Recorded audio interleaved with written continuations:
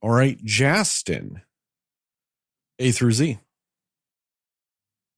P. What letter was that? P. P.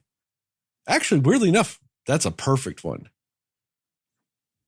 Very recently, Paramount and Skydance announced a merger. So that's a thing. Sony was trying to swoop in and buy Paramount over Skydance, but apparently Skydance was like, nah, us. And so that will be a thing that's happening.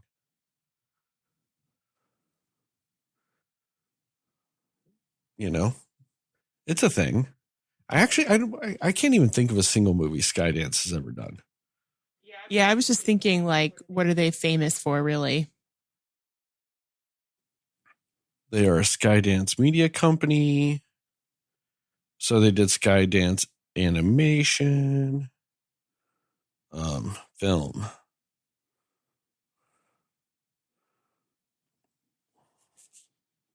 Oh, they've done the recent Mission Impossible movies, Transformers, Top Gun Maverick. Okay, they're kind of legit then. Oh, they did that Gemini Man.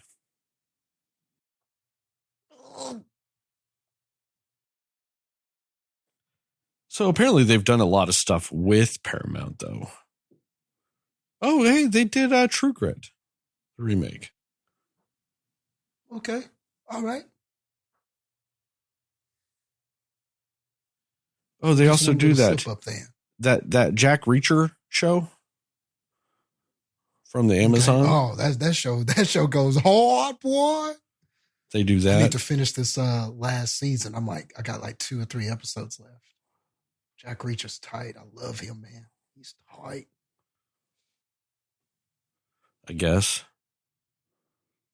I've never watched it. I've never watched it. Gotta guess. I wasn't really planning on watching it either, though. So I know. I'm fine. It's just kind of like a show for guys who like TV shows. You know what I mean?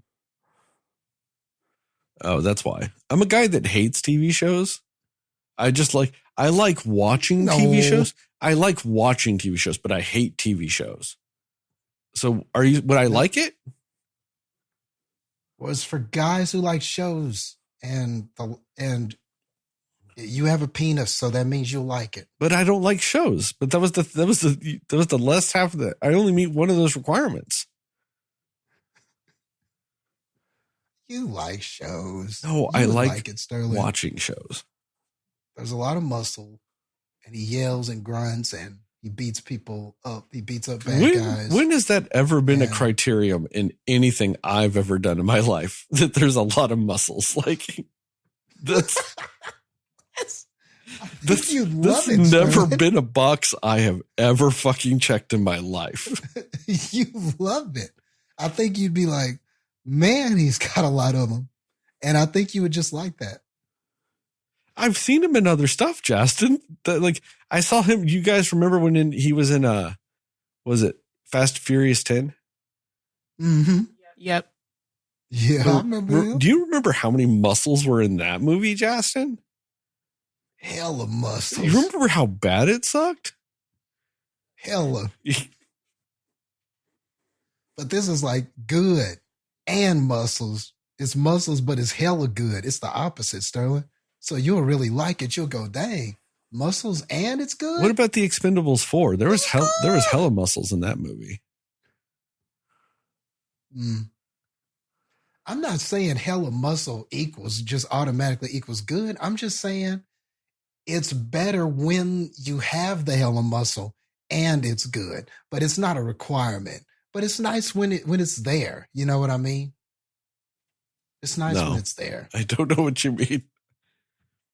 This is right up there, Jastin, when we had that big debate on like big juicy asses and small tight asses, or whatever the fuck however we worded it. I don't remember.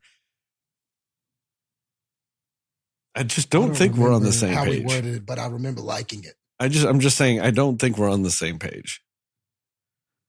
I just think muscles rank higher on your list. Because you have them. Why would you ever think that? As you flex. Yeah, okay. As you're like, chest. Why would you ever think that? No, like, don't make me laugh, cough. Look, Sterling, like, I just think you're underestimating it. I think if you watch the show, you'd be like, okay, it's a pretty good show. That might be fair. Muscles. I don't know what. See, that's where you lose me. Good muscles. Good show. Good muscle show. And then there you are. You just arrived to that point, and I think it's the best. I don't know, Jastin. I don't think that muscles rank high enough on my criteria for muscles to be a determining factor in enjoying something. It's like the cherry on top, or like when you add your favorite toppings to a sundae, or something like that. You add the extra nuts and sprinkles and stuff. It's like that. It's an underrated makes ice cream topping combination. What? Gummy bears and Oreos. Never tried that. That sounds good. I've never done the gummy bears. I like gummy bears, but I've never tried them with my ice cream. And that was always an option. Like that's always in the bins for you to select, but I never selected it. I don't know. Maybe I just thought that the gumminess with the ice cream, I don't know if I would like that mix. Oh, but the gumminess gets ruined in like 10 seconds because they get cold and hard. Okay. No, maybe that's what they're it is. not Maybe hard candy hard, but they're stiff. And the thing I like about it is as you chew it, the longer it sits in your mouth, it thaws out. So it goes from really hard and tough and like just slowly gets varying like more gummy as you chew. And then it's just gone. It's great. Also, very underrated thing too. And you can only pretty much do this in November. Put some Oreos in your pumpkin pie ice cream.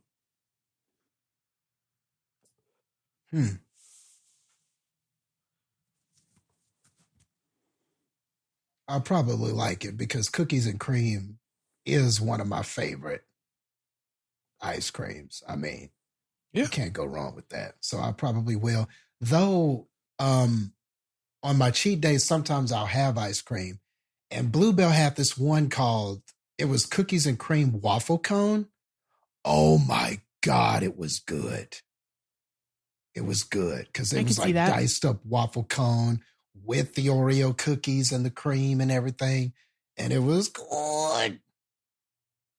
Man, I had a great float. And I love floats. I'll get like a little ice cream and then get me a root beer or a Coke. I love floats with my ice cream. I'll say this, Jastin, you've been very consistent with that throughout the time I've known you, of your love of the float beverage. Mm-hmm. You know me. I be on them floats. Remember we would go to Bahama Bucks? Or even Century, the Century movie theater. Yep. And I would float it. Yep. I would order the ice cream and float that shit up. Yeah. I'm telling you, Heather. I don't remember seeing a float on a menu and eating somewhere with Jastin. If it had a float, Jastin had it. Mm-hmm. That sounds like me just with grilled cheese. If it's on the menu, I'm getting it. I haven't had a grilled cheese sandwich in years. That sounds amazing. That's me with a pretzel item. That's legit. You have a pretzel item on your menu on the appetizers, I'm getting it. Whether it's the pretzel sticks or like a big pretzel or just a few little like medium-sized pretzel, whatever. You got a soft pretzel item on your menu, I'm ordering it. Because it's delicious. I love pretzels. Yeah, totally fair on that. I tried the Reese's Cups with pretzels. And they were good. The Reese's Cups with pretzels. The Reese's Cups with chips. With potato chips in them. I thought that would be gross. And I liked it. Mm-hmm. I did. I actually liked it. And the ones with caramel, oh my God, that's the one. No, I'm not as big on caramel though. But have you had the one with? Have you had the Reese's with Reese's Puffs in it? That one's good too. That one's really good too. I'm not huge on caramel. I'm not anti caramel. It's just caramel's rarely going to sway me. I really liked it with that Reese's. There was something about that peanut butter and that there. It's just the way it just hit with that chocolate. It's the way just it peanuts. off. It's the same as a peanut butter Snickers, just without peanuts. Essentially, that's all that would be. But it's just a nice gollop. I don't know what you call it. It was just a nice collection of caramel in it. So when you bite into it, that caramel just drips out, and it just, it was just such a delectable delight, Sterling. It was a delectable delight. I don't like my candy bars to melt out. You don't? No. You just don't like it messy like that? I just like to get I messy can't with afford for shit to be drippy when I'm eating it, dude. Drippy. Sometimes it's great. Yeah, but like a drippy caramel and my beard, dude, I'm scrubbing for like 9 years to get that shit out, man. Like, I can't. That makes a lot of sense. I just have to go, and it's gone. But I don't know, man. There's just sometimes you just got to let it be messy. You know what I'm saying? I've practically got a bib built onto my face at this point. Like, basically, shit gets dangerous when I eat it. I don't know what to tell you, Sterling. I like it messy sometimes. I mean, are we still talking about Reese's Cups? Yes, the Reese's Cups is what I meant. What, obviously. What about, have you ever had one of the Take Fives, Jastin? I don't think I have. It's chocolate, peanut butter, caramel, and pretzels. Huh. And it's a common candy bar? Yeah, it's just called Take Five. The Reese's Take Five. Okay. It's something Take Five, but I could have sworn it was Reese's Take Five. Dude, they've had those almost 20 years now. I used to get those back in college. I still see them at Walmart by the Reese's. Like when you're standing in line. I'll look. I might look for one this Sunday because that's when I can have them. Yeah, but you might like that. I used to eat them so much, like I kind of got tired of the combination, but every once in a while now. But dude, I'm talking about like I ate like one a day for like 8 months. You know, it gets out of hand at that point. But no, I've gone back to them though. They're a nice little treat. Cool. We'll keep that in mind. In other news, though, Mahershala Ali is in talks to join Jurassic Park 7. Okay. Which, who wants to take bets on whether or not that comes out before Blade? That's literally what I was just thinking when you said that. Yeah, and I'm sure it will. It will. Dude, Blade was announced in 2019. This motherfucker has been cast as Blade for 5 fucking years. You know what's cool about it? They just announced more rewrites on the Blade script. It's going to be like the same thing we talked about a little bit with Furiosa, where it's like the momentum's gone. Well, but this is par for the course with Marvel, because you know how they're like, all right, guys, we're going to scale back on our television stuff. We were doing too much. We're doing too much. We're going to scale back and we're going to refocus how we're doing this. We're not just going to have 5 TV series and 3 movies a year. We're going to really focus on what we're putting out. Next year is the continuation of the Daredevil series. How many years after it fucking ended on Netflix? They're doing the Agatha series. You know, how many years since WandaVision? And also, they recently announced they're doing a Paul Bettany Vision TV series. Once again, how many years since WandaVision? Why is all their TV shit like, hey guys, do you remember this shit we did 5 years ago? Here's some more of it because you loved it 5 years ago.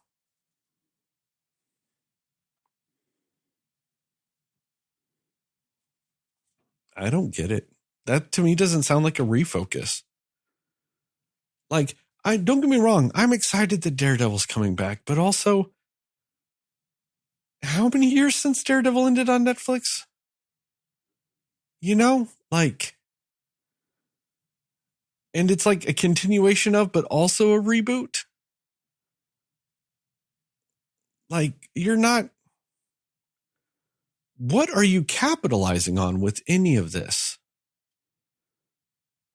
Like, what is the Agatha TV series going to do next year, really? Especially following the year that you only had one MCU movie come out. This year, we've got one MCU movie coming out this year. And you're following it up the next year with your TV shows being just continuations or spin-offs of shit from years ago. I don't understand. Blades are getting rewritten again. I don't know what's going on in the House of Mouse. Like, a podcast I listened to, the Weekly Planet podcast, they were talking about, that's where I found out that Blade is getting some more rewrites. And they made a joke. And I laughed because it's also sadly true. Why did they really have to write a script for Blade? Couldn't they have actually just reshot Blade 1? Just with Mahershala Ali and new actors and call it a day? And everybody probably would have been fine with it. Yeah. Like, how hard is it to write a Blade script?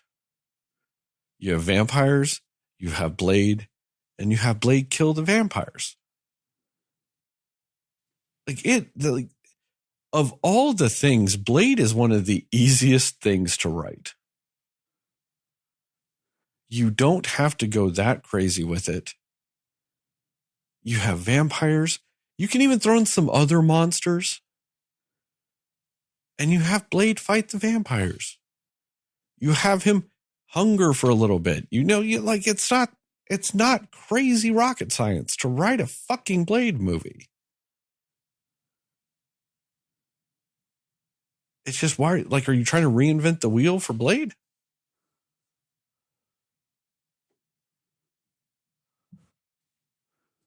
I just don't understand. I don't know. Maybe the hang up is, what does it connect to? Because, a lot of the stuff in the MCU connects. So I wonder if when everything happened with, what's his name? That was Kang and got into all that trouble. Oh, Jonathan Majors. Yes, him. I wonder if because of changes, I wonder how many changes have had to have been made to other stuff that affected, or what is the Blade supposed to be connected to, or what is, I wonder if the hang up is how this is all going to connect, and if it's going to connect, or did they have to change the way it connects? But that's the thing. I just wonder if I some think of you're that is fucking. the problem. I think you're fucking up if you're trying to do your first Blade movie, and you're tying it into the fucking multiverse. Like, do you really need to do that with your first Blade movie? Really? What? Why would you connect that to anything at the moment? You already have the loose connection to it in the Eternals with Jon Snow. And that's what I mean. What if some of that was supposed to carry over to the movie, or what if, there's just no telling what was initially written and what has to be changed. But I think if you're connecting it to anything, you loosely connect it to Doctor Strange. Vampire shit, magic shit, you know? Like, I think the easiest way to do it is have Blade just attacking and killing a bunch of vampires for like an hour, 40 minutes. And then in the post credits, you tie it into the fucking multiverse of madness and all those shenanigans. And all of a sudden Blade is in our universe, or is in the MCU, and vampires are now a thing. Okay. Like it's a consequence of Doctor Strange and his meddling with the Darkhold, between him and Scarlet Witch. Both of them fucking with the Darkhold caused vampires from another plane of existence to now be a thing in ours, or in theirs, Yeah. Could be. And who knows? Maybe the changes are to simplify it. I mean, I'm not just assuming that the changes are too connected to something. Maybe the changes are too disconnected from things. Maybe they want it to be more self-contained, and maybe that's why they're changing it. Maybe the original idea wasn't, and they're going to make it more self-contained. All I'm saying is there probably are some reasons for changing it. If you didn't like what you had, there's got to be reasons for it. Yeah. And it doesn't sound like it's as simple as, oh, well, this part of the script we don't like, or we don't like this line right here. Obviously, it's more than that, So I'm just assuming there may have had to have been some big changes on it, and who knows what was affected by it. And I agree with that, but like, why are you just waiting till now? The thing's supposed to fucking shoot this year. The thing was supposed to shoot you know what I mean? It's just like, if the film is scheduled to start filming this fall, why are you going, it's June. Maybe we should work on some rewrites again. Like, you know what I mean? It's just like, at this point, I'm just like, this movie's never going to come out. Like, this movie is going to be like, what's a very equivalent of something else? I mean, this movie's damn near the equivalent of Black Adam. Because they announced The Rock as Black Adam years ago. And it took them like 8 or 9 years to finally come out with that movie. Like, it would not surprise me if Mahershala Ali joins, I think it's Jurassic Park Chaos World or whatever the fuck they're calling it. If he joins that and drops out of Blade. At this point, like, the guy's damn near 50 too. Yeah. He's 50 and he hadn't even shot the first movie yet. Like, it'd be one thing if like you had shot the movie and like, yeah, you're 50 now, but you're like, oh, I can get movies 2 and 3. Like, he's now 50, has to shoot movie 1, has got to probably shoot an Avengers 2 or 3 of those. He's got to appear in this movie and that movie. Like,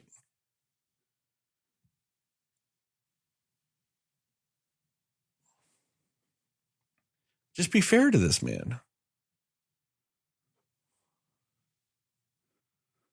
I have heard that he is super upset, though. That he has, from what I've heard, he's been talked out of quitting at least once or twice. That is sad. I believe it, though. Mm-hmm. That poor man.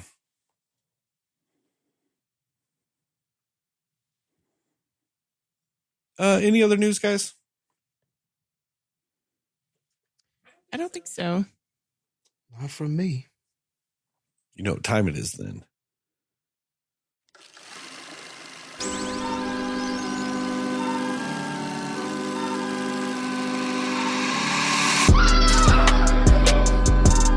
Somebody will listen to me. Nobody knows anything but you. All right. Are you ready? Yes. Come on. Cinema Slayers.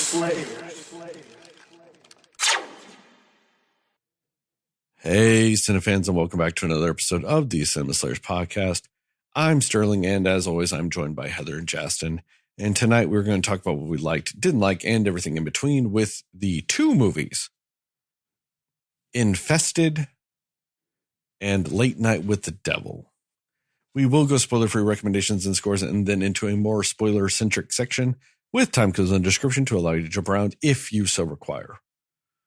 With all that, due to popular request from Jastin, we'll start with Infected.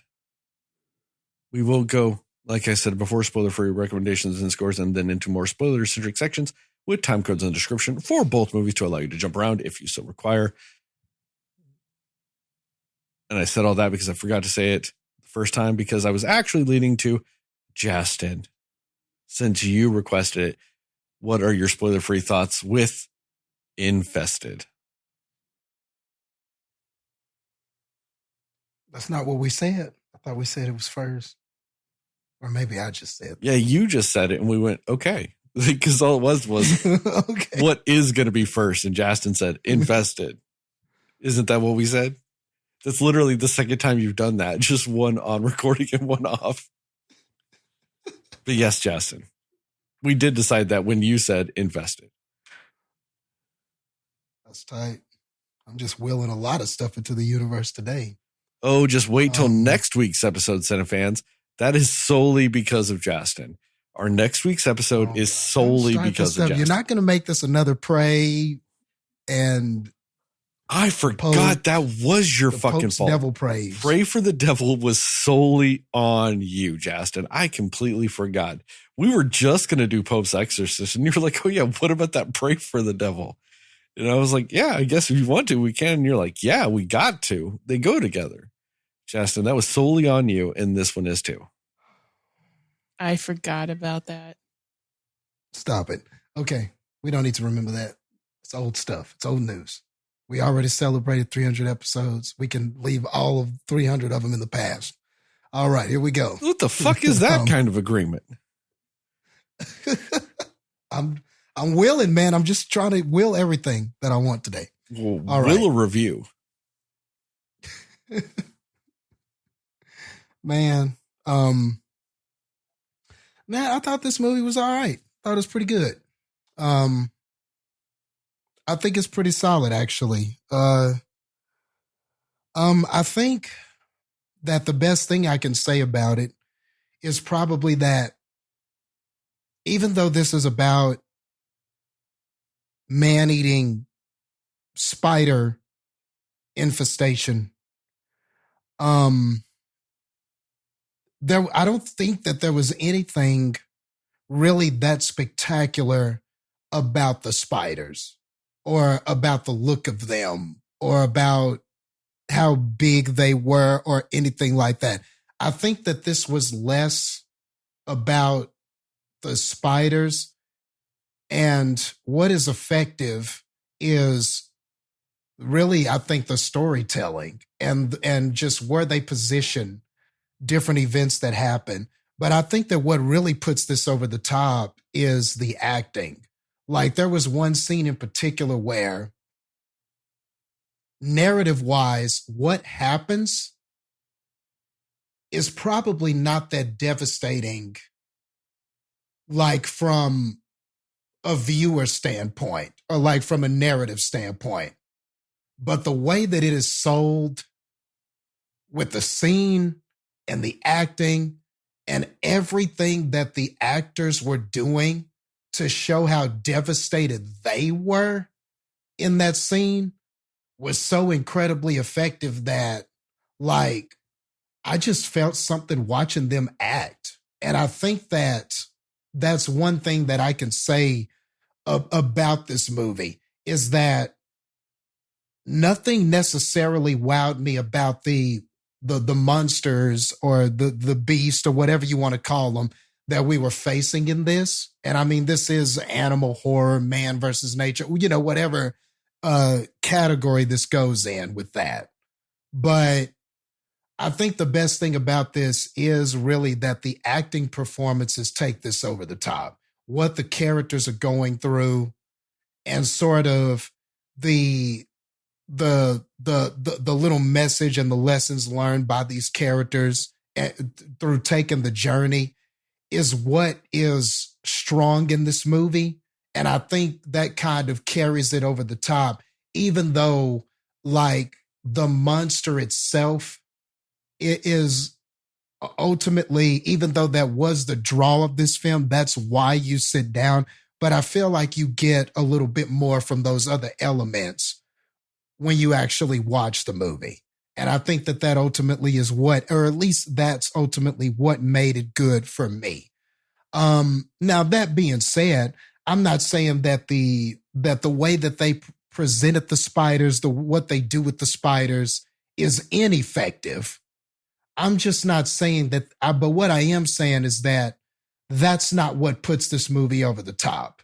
There was nothing amazing about their presentation. There was nothing that I felt like I hadn't seen before in like other spider movies like this, or arachnophobia, or any of the, we've seen spiders fuck people up before in movies and stuff like that.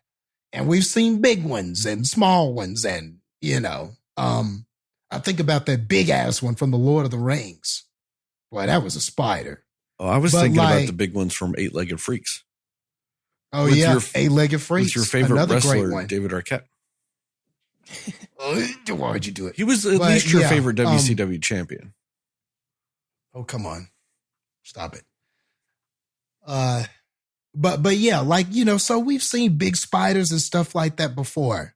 But I think what was effective about this movie was it wasn't the spiders, it was the characters and how they reacted and sort of acted around this scenario with the spiders. So all in all, I think it was effective. And I think that, I don't know how much this cost, but it felt like it was fairly inexpensive. Like you're trapped in, it was one of those kind of enclosed area type of closed area type of horror movies. So we're in one place, there's not too many location changes or anything like that. We're trapped in one place and we're trying to get out, which I think is another strength of the movie. So everything's pretty frantic. Everything is happening pretty fast. Even when it slows down, it doesn't slow down for long. So the pacing felt constant to me. It does start, I think, a little slow, but I think it was on purpose. I think that the first real spider incident happens 30 minutes in, but I think it was appropriate. I mean, unless you want to count the beginning scene, but I think, but I mean, from the beginning scene, which is like kind of like that pure, typical horror introduction that we get in a lot of movies, and then you have, up until then, the first sort of kill incident, whatever, happens 30 minutes in, and that was because I think the movie wanted to really establish the characters and the people and things like that. And I think it does that effectively. So all in all, yeah, I wouldn't say that this is a great movie, but I think among the spider movies that I think are good, like Arachnophobia, Eight-Legged Freaks, stuff like that, I think it's right there. It's probably beneath those, but I think it's right there as a solid kind of animal beast, man versus nature horror movie. All in all, I didn't have too many problems with it, and I think I did enjoy the acting that I saw on display more than anything. Heather, what about you? Yeah. First off, that I do know what scene that you're talking about, Jastin, where the acting was just really, really good because you're feeling all of the emotion. And I do agree. I think that was a really standout part of this movie, which I know we'll get into. I would mostly agree. I think this is I liked the characters of this movie. And it did this interesting thing for me where I liked all the characters. Like all of them were likable in some regard, which I think is kind of not necessarily common because especially in movies like this, you can have very tropey type of characters where, you know, there's somebody that's like the really stupid one or the comic relief one or the like, I'm just the soldier type person or, you know, just all of these types of stereotypical, like whatever tropey characters that they would put in a film like this. These felt like real people. And I think that was the biggest strength of this movie. They felt like real people, very relatable. The dialogue for the most part between them felt very real. You do feel like these were people that knew each other. You know what I mean? It just was really well done in that regard, which I appreciated a lot. It really helped add to this movie being more on the plus side for me. So yeah, I think it's definitely different. Like I do think, yes, we have seen those movies before where it's, you know, the scary spiders and the whatnots, you know, but it's also, they do something different. I don't know. There's something different about how they do this movie where it almost was like, you almost feel like the way it's shot is like they're in like a haunted house or like an escape room for a day or something like that. But that kind of added to the urgency and the severity of what's going on. It does have some inconsistencies in it, but nothing that really is enough to take me fully out of the movie. So yeah, I mean, especially because there are so many movies about, you know, crazy spiders and, you know, creepy crawlies and whatever else. This did something different, and for it to still be considered more up there than others for me as far as that type of movie, I give it respect for that because I think that could be a daunting task considering just the material that it was going over. And that's not to say it's like the most perfect movie of all time, but it did what it was supposed to do, at least in my eyes.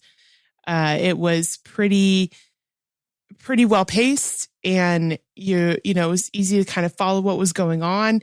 And they took it more in like they didn't set it up as this is a horror, you know, this isn't like a horror movie that has some friend drama in it. It felt a little bit more like it was a friend drama in the backdrop of like this crazy, scary setting. That's kind of what it felt more like as the movie was going on, if that makes sense. So yeah, I liked that. I kind of liked that take that they did on that. And I just like in every character there, I was like, I get it for each one of them. I was like, something that they did or something about their personality. I was like, yep, that would be me in this situation. Or, yep, that sounds like something that person would do in that situation. So yeah, it was actually surprisingly just so much better than I expected it to be.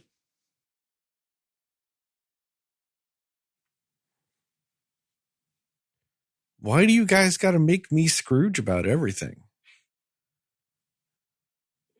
Why do I got to be the bah humbug motherfucker?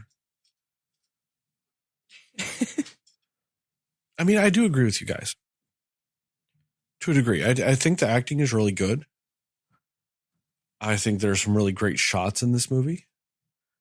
I agree with you, Jastin. I think the movie is incredibly well paced. Like, you take that break, you have that quick introduction of the spider. You take the break, you establish the characters, you establish the setting, you establish the world that we are occupying now. And then you add the spider to that to disrupt it. I totally agree with all of you guys on a lot of that stuff. But I think where this movie is the weakest is the spider stuff. And that's a big criteria for me in my spider movies. I think it's incredibly weak in this. I think it is a victim of coincidence. It's a victim of, honestly, I don't want to say it's a victim of its budget, but it kind of is. It's a victim of utilization, I should say, because there are just scenes where there's 90.7 billion spiders in about 4 feet of space, and people just, miraculously make it through. Like unscathed as a motherfucker. And to me, that happened too much.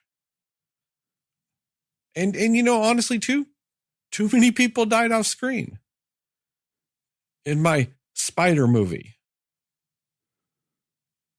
A few too many scenes, I think, were lifted from arachnophobia. A little too much so, to the point of it didn't even end up feeling like it was like homage. If there was like one scene that was like a ripoff, you're like, okay, that's not a ripoff, it's an homage. But to me, there's a few too many scenes lifted from that. And I just ended up getting really kind of bummed that they kind of added some nice new-ish spider mechanics to a spider movie. And then it kind of just got caught in the trap that is the coincidental convenience bullshit that is a sci-fi or, made for Sci-Fi Channel spider movie. And that made me a little sad because I thought too much of this movie was done right to kind of waste it on that. Recommendations and scores? Yeah. Yep. Recommendations and score. Heather, what you got? Yeah, I'll recommend it. I mean, I know that there's going to be a lot of people out there that are like, I can't watch creepy spider stuff. I have a specific friend that's very much like, nope, I will not. I will avoid it at all costs because spiders are my worst fear. So, probably don't watch this if that's your thing. But otherwise, I do think that it is a good movie. It's a solid movie. It's different. It's a fun ride. It's interesting. It's got really good characters. And I do think all the characters have a decent amount of development and they're fleshed out pretty well for the most part. So yeah, I would recommend it. Again, it's not a perfect film. It's not even like this is like a top like thriller or a top horror type movie for me necessarily.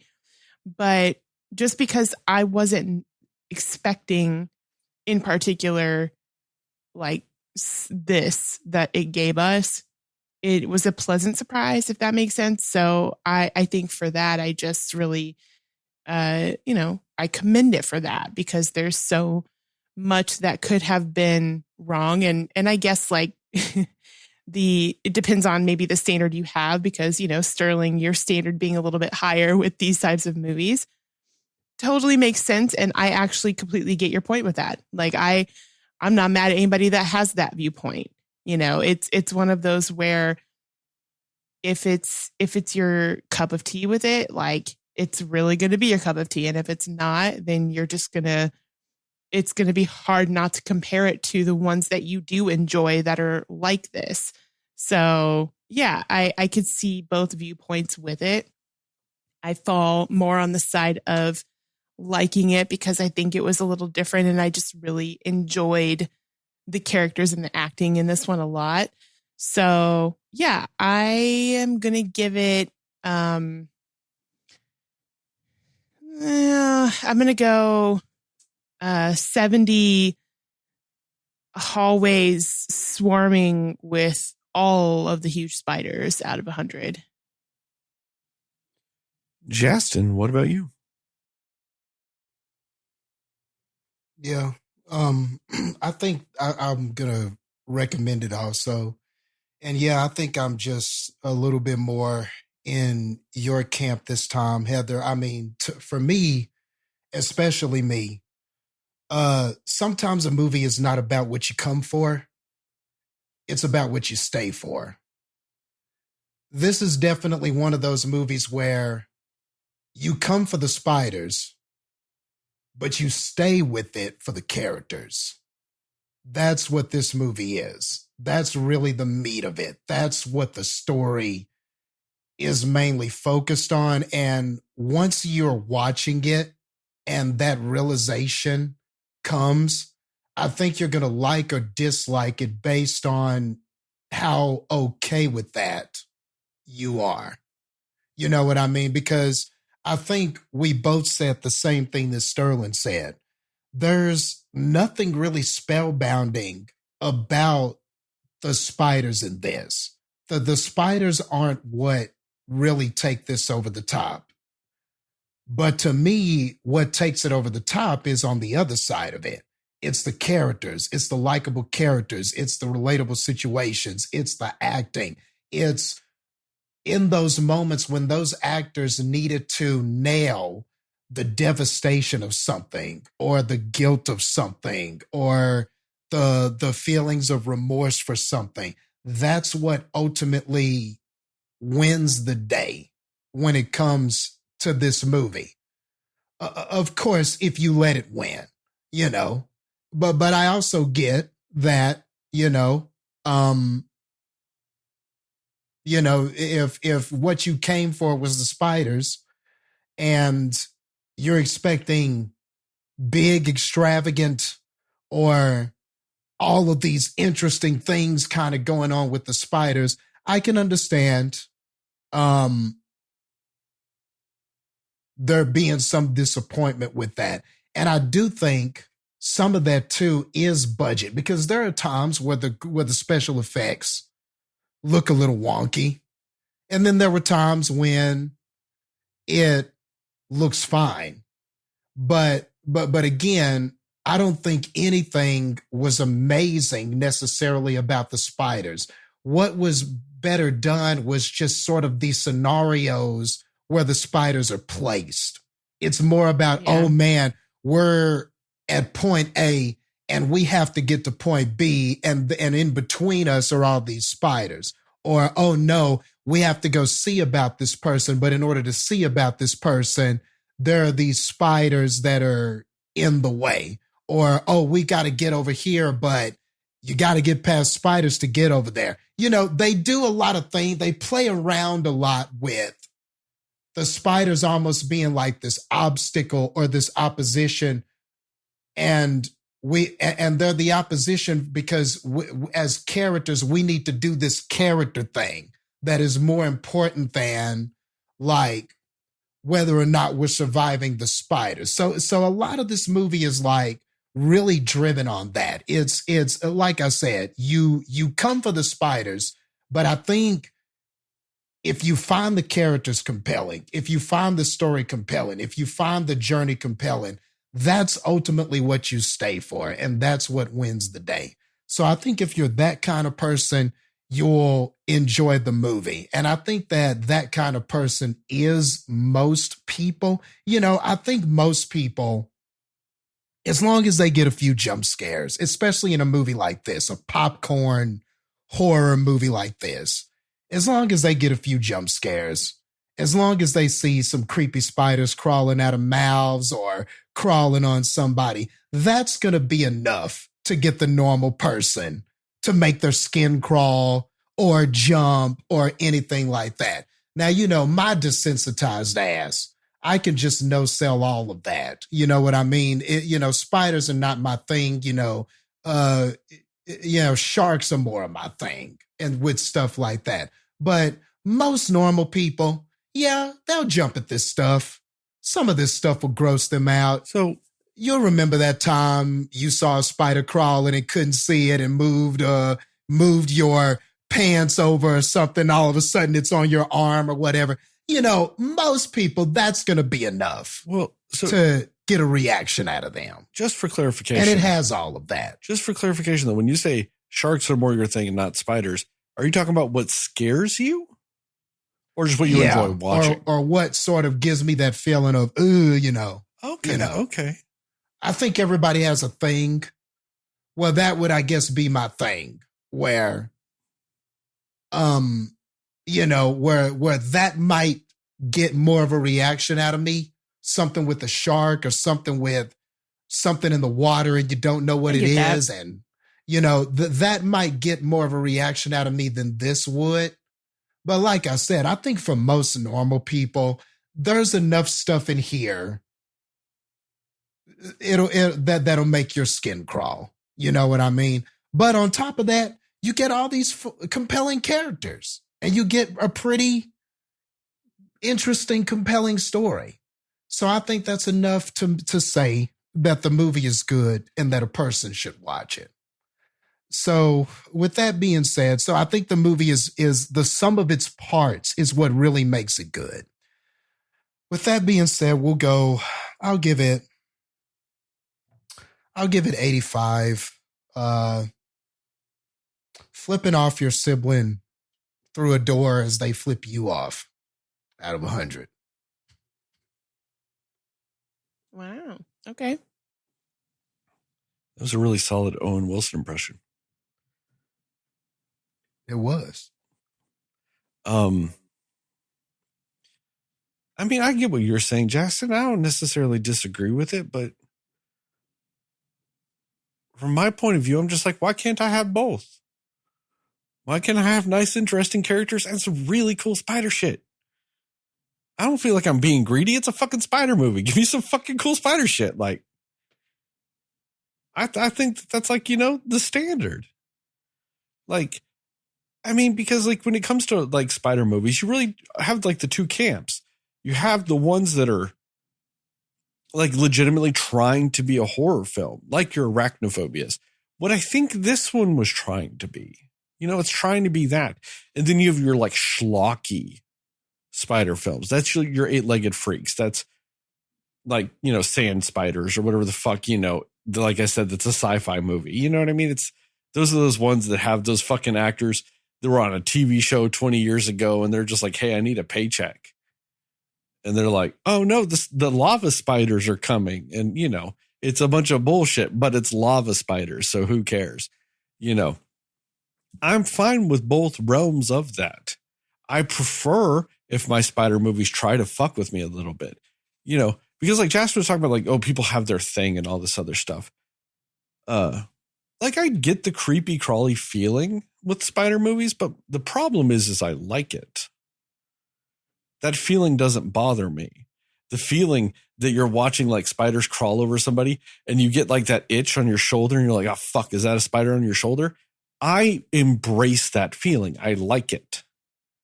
I like the feeling that maybe spiders are crawling all over me because spiders don't actually bother me. I'm not actually scared of spiders. So I like that reaction.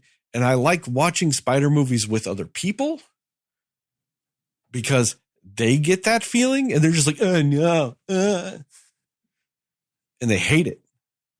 And it makes them uncomfortable. And I like it. The thing is, though, is when I watch a movie like this, where, like I said, they were trying to be a legit horror film with them. I wanted them to try to get me.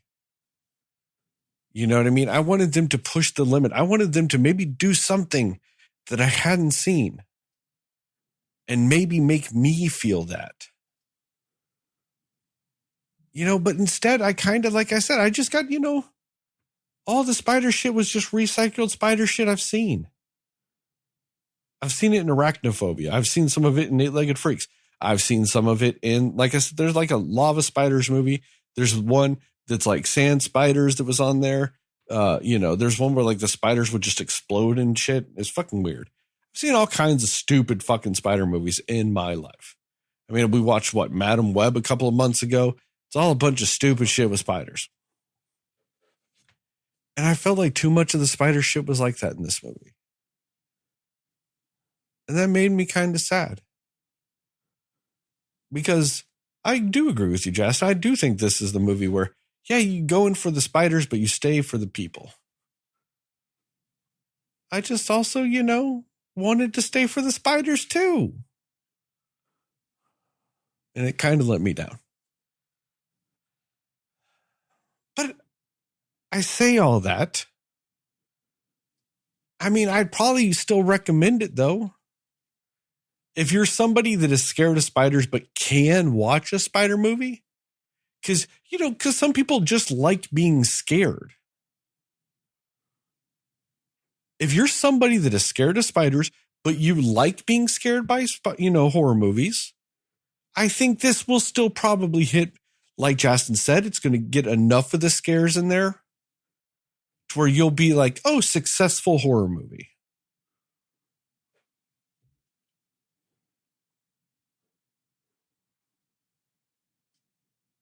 I just wanted a little more. I sit just a tad under you, Heather. I'll give this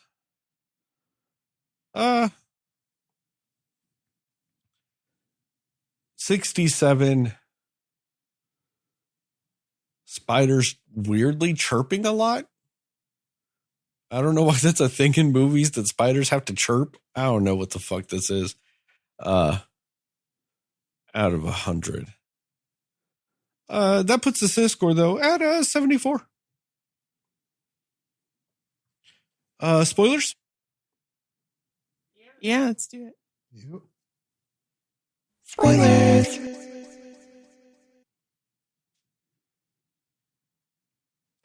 What the fuck was this? Sometimes the spiders stop at light and sometimes they don't bullshit that was just going on throughout this movie.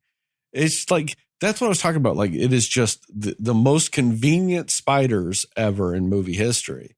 Because when they need them to stop at light, they stop at light. When they don't need them to stop at light, they barrel through that shit. They will literally follow up a scene where the spiders say, fuck you and your light with a, oh no, it's light. I gotta stop.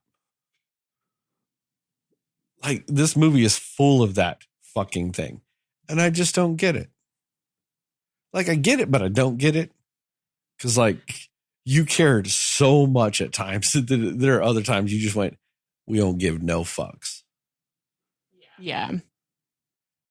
And it was wildly inconsistent with that.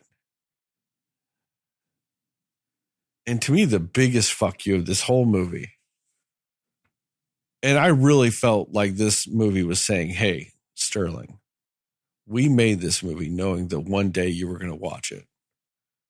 And we wanted you to just be downright irate with the bullshit we just filmed. And that's that scene where they get fucking tear gassed in a death hallway that is like 4 foot by 4 foot because of the number of spiders that are just occupying the space of this hallway, including some that were actually hanging or crossing the hallway with web. And these motherfuckers get tear gassed. And they are able, in tear gassedness and darkness, able to run straight down a hallway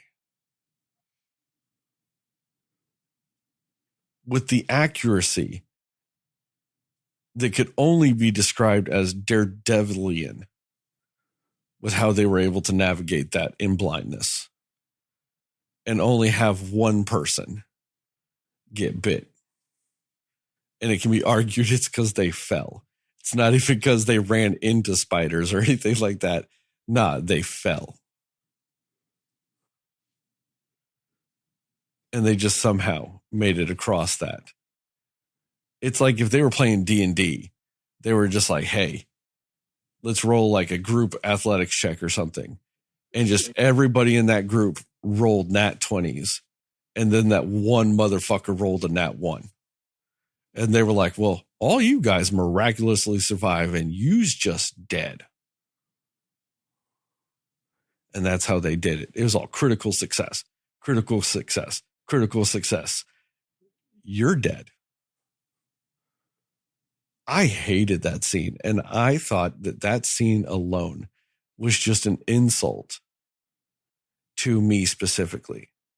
It would not surprise me we got a copy of the script for this movie, and in French, right next to those lines, it goes in brackets, "Fuck you, Sterling," close brackets. That was one of the most offensive things I've ever seen committed to fucking film. I cannot describe in words accurately with how offended I was. Outside of that scene is like the equivalent of the movie we talked about earlier, Pray for the Devil, just condensed down into a singular scene or moment within a movie.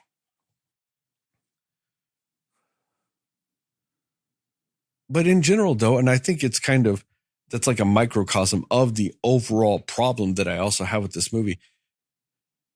That is part of the reason why it works, but to me is also a problem. They made the movie a little too confined. You have this whole massive ass apartment building, and it's big. We see it from the outside. It's a massive fucking apartment building. But it feels like they limit us to like 4 floors of like 20. There's like 20 floors, numerous apartments, all this shit. And they go 4 floors, 5 rooms. That's all you get. And I think that that's a problem whenever you have so many spiders. They added so many spiders. They went, hey, we are going to put the entire population of the world worth of spiders in these 4 hallways. There's just too many spiders with too little space. You know, and whenever they magically needed a room to just have no spiders, not because anything in the movie dictates that there should have been no spiders in there. No. They just went, every room on this floor is full of spiders. That means that one right there obviously has none in them. So let's go in there. Like, it's just, why?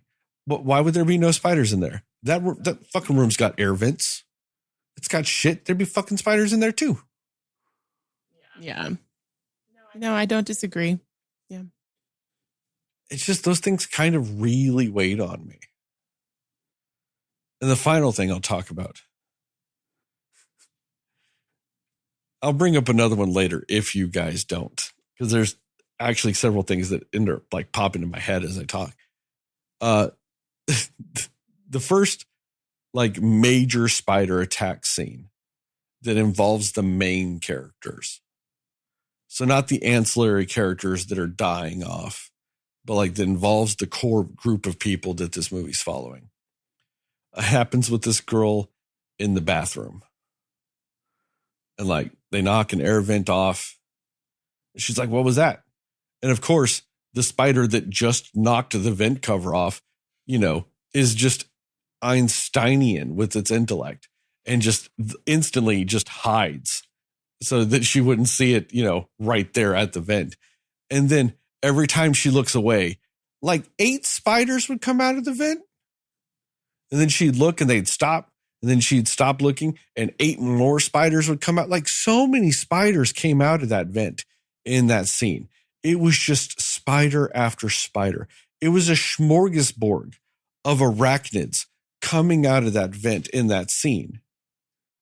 And the ensuing attack from the spiders is one. Where the fuck did the other 97 spiders that had come out of that vent in the previous 5 seconds go? They are all in that bathroom, but just using a god code or something to turn invisible and take no damage or whatever. They just stop existing. They left our space-time because they are not in that bathroom. And it's just that. Like that one spider. And then when they kill it, I don't know, like, that's one of the things that drove me nuts about this. What are the rules of these spiders? Sometimes you step on them and they turn into 90 billion babies. The main one stops existing and now it's just babies. But then sometimes they'd step on them and then the carcass would be there, but sometimes they wouldn't. And then sometimes people would get bit and they'd have spiders come out of them. Like they were like spider zombie people. They're like, oh no, you're bit. You can't come out because that means you're a spider person. What the fuck is going on? But then some people just die. Yeah. I don't know what the rules are for these spiders. Are they spiders? Are they zombie spiders? How the fuck is there one of them at the end that is the size of a St. Bernard when literally they've only existed in this apartment for what? 24 hours at most? Let's get super generous. 36 hours. There's one the size of a Great Dane. Yeah, it's crazy. With not a hint of radioactive chemicals. If there was radioactive chemicals, I get it. Because that's what radioactive chemicals do. If I've learned anything from comic books, movies, and television, radioactive chemicals make you grow really big. No other downsides to them whatsoever. Jastin, have you tried taking radioactive chemicals? I know you really, like, getting big muscles is important to you. Have you tried radioactive chemicals?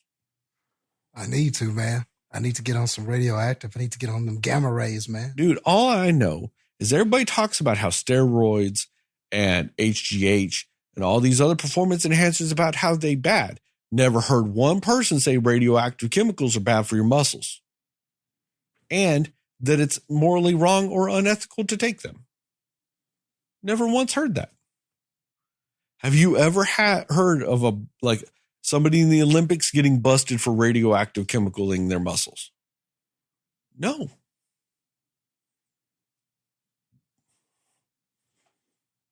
I'm just saying, Can't say that. just saying, nobody was like, oh, Lance Armstrong was using radioactive chemicals.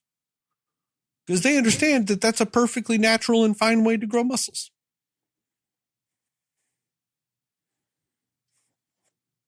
Must be.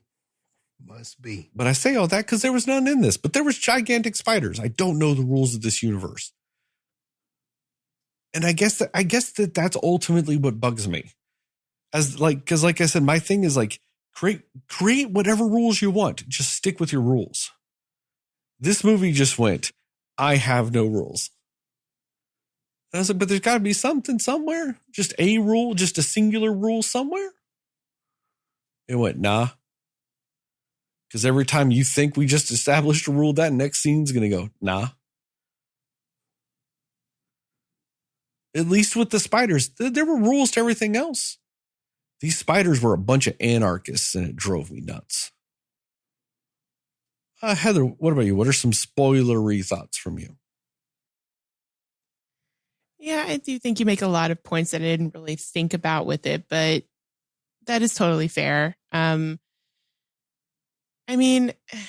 think that, for me, the spiders are pretty creepy and scary just because I am a little bit more afraid of them than you are, and probably Jastin as well. So, yeah, I think it was effective in what they looked like, but yeah, I get it.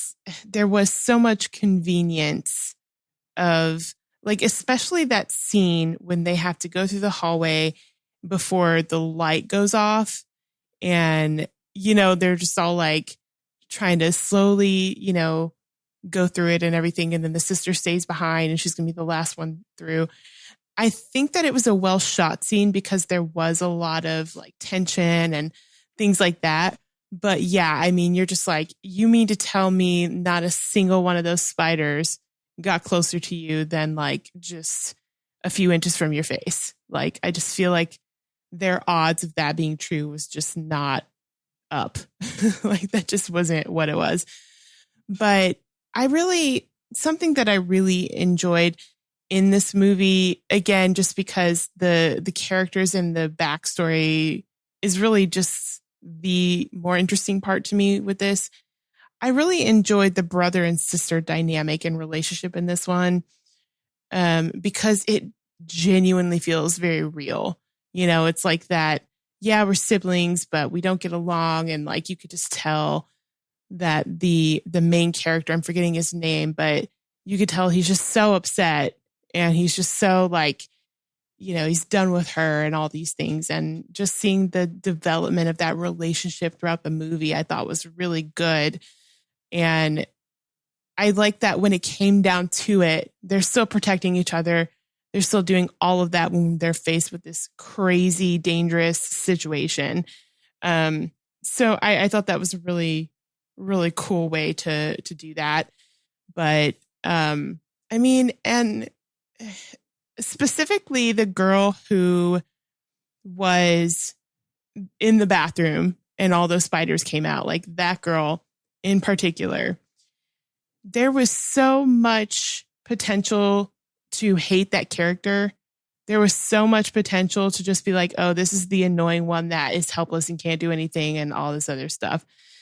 That's definitely the direction I feel like they would have taken with her if it was a lesser movie, because she had those characteristics. But at the same time, I was like, no, I actually genuinely get why she's so freaked out. I get her, screaming about it. I get her being like, no, somebody needs to kill this. I don't want to move. I don't want it to be here. And I don't know. I feel like just everything and how she reacted was very much, she's the character I would have been in this movie for sure. And kind of like, and then Jastin, I'm going to let you talk about that one scene, but that girl's performance when, her boyfriend is just kind of, he's doomed, and like just the really haunting, terrible, like idea that you have to just hear your friend screaming to death, while you're in the other room and hearing it like that. It really was haunting. And it was, I feel like that scene sticks out so much, not just because it was a great acting performance, but also because it's not something I expected in a movie like this. I feel like it just wasn't something that was on my radar for this kind of movie. And it was effective, and like it was heart-wrenching to kind of like see how difficult that was.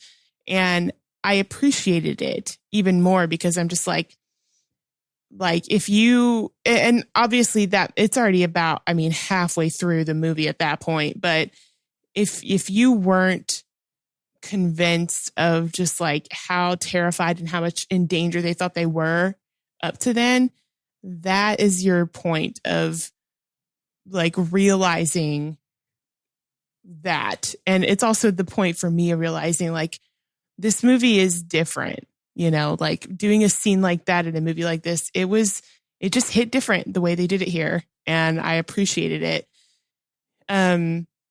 Yeah, like the whole to Sterling's point about sometimes the light bothered them, sometimes it didn't. That was definitely a big point for me as well, like of the inconsistencies that I was talking about.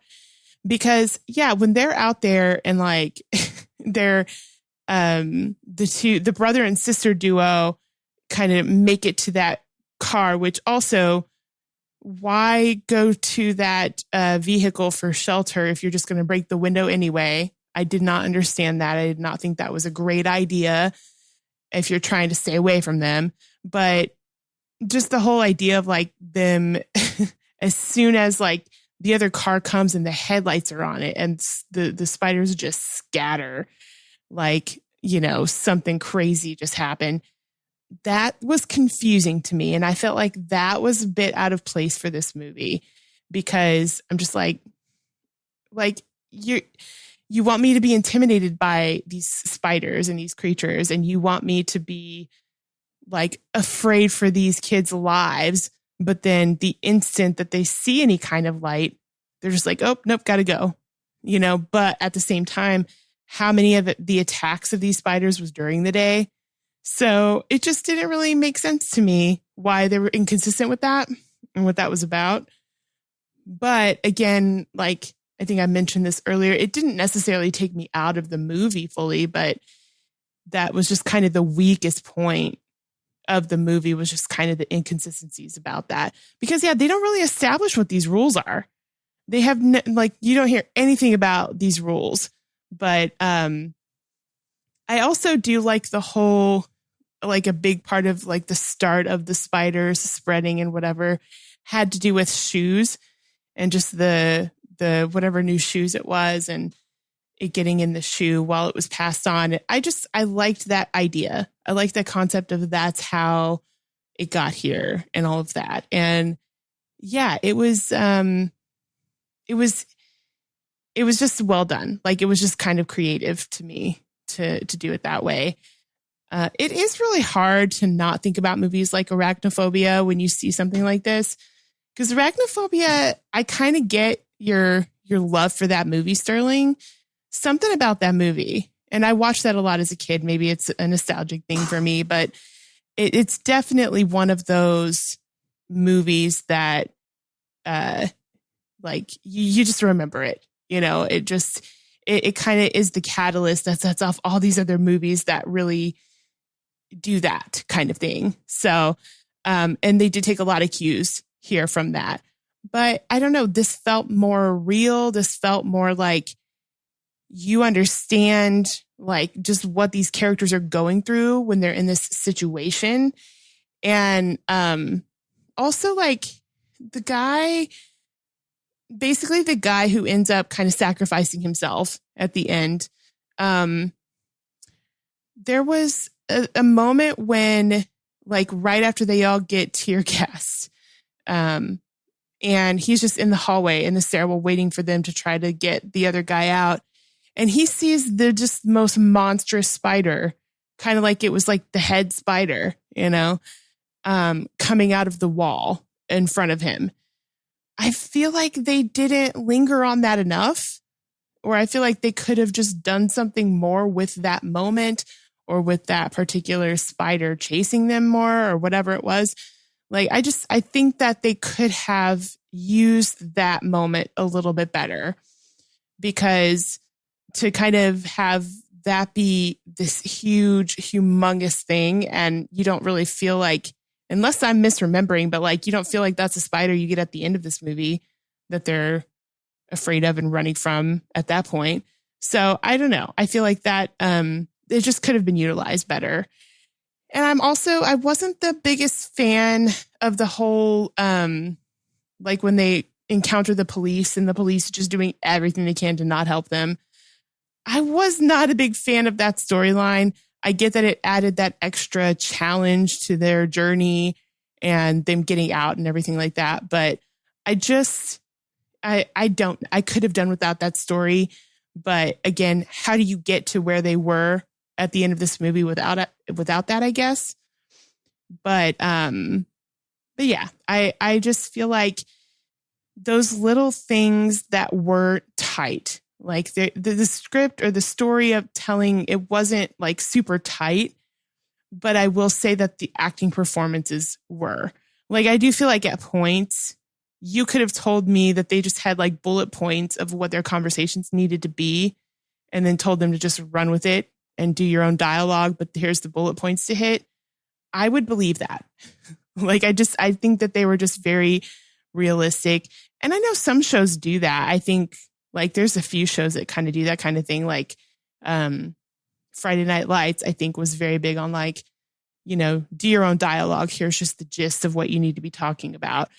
This is the type of movie that I feel like that very well could have been what they did. But I just really, I was just surprised again at the fact that there wasn't a character that I was like, I hate that character. They need to die already. Because there's just always that character.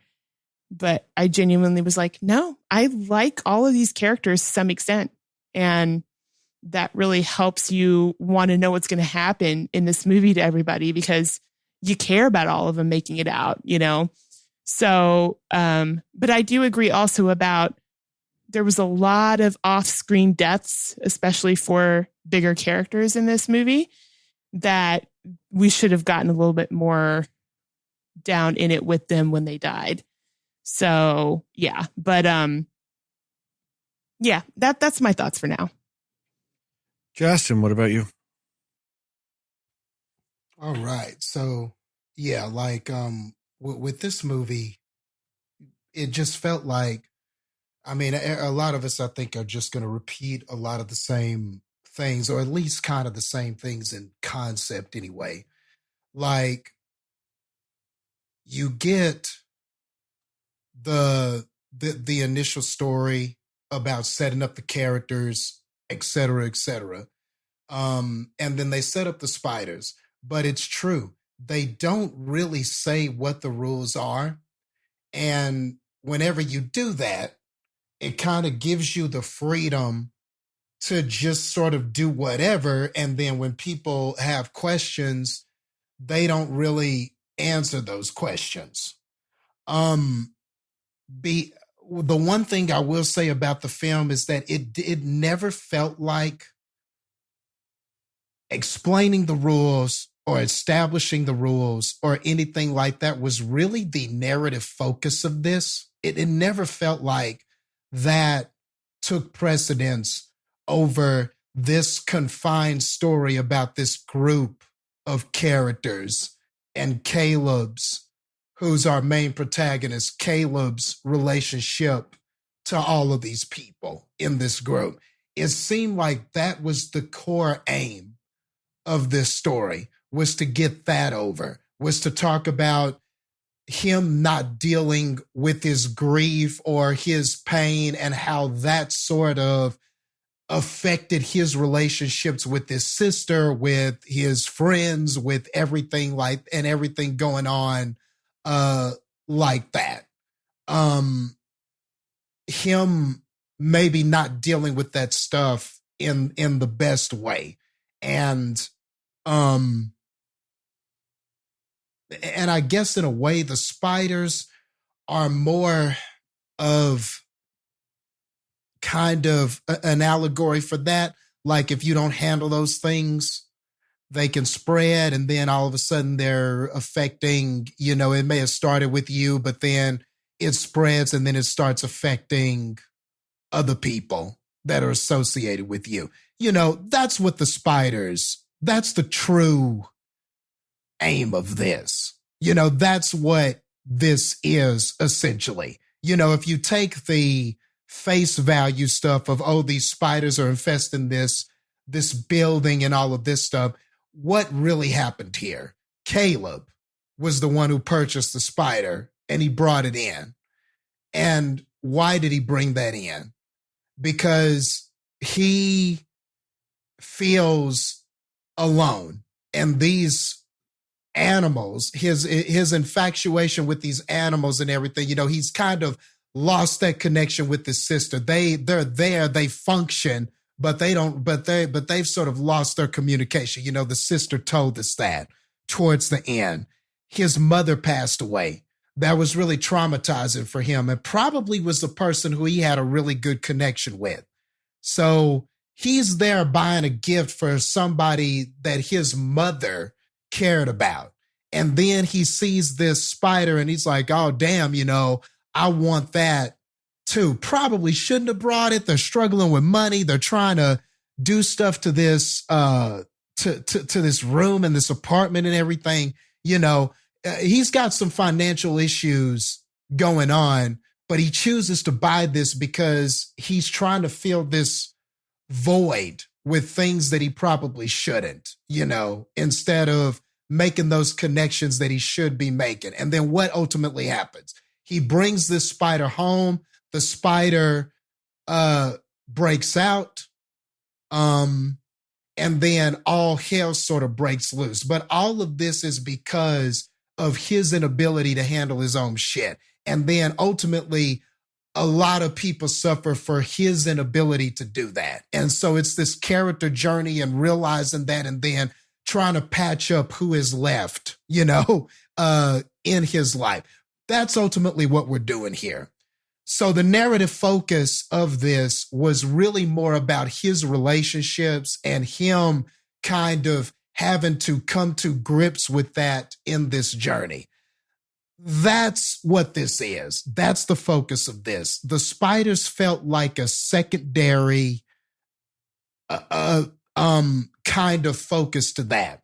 So all the stuff with the spiders, I guess I'm not going to say I accepted it. There were times where I was like, okay, well, they killed that spider and it split up into multiple spiders.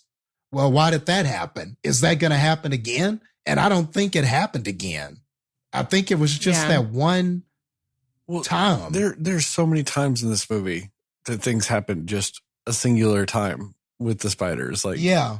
the guy. Yeah. They just sort of are doing whatever. And so, yeah, like you have those kind of lingering questions like, okay, is that going to happen again?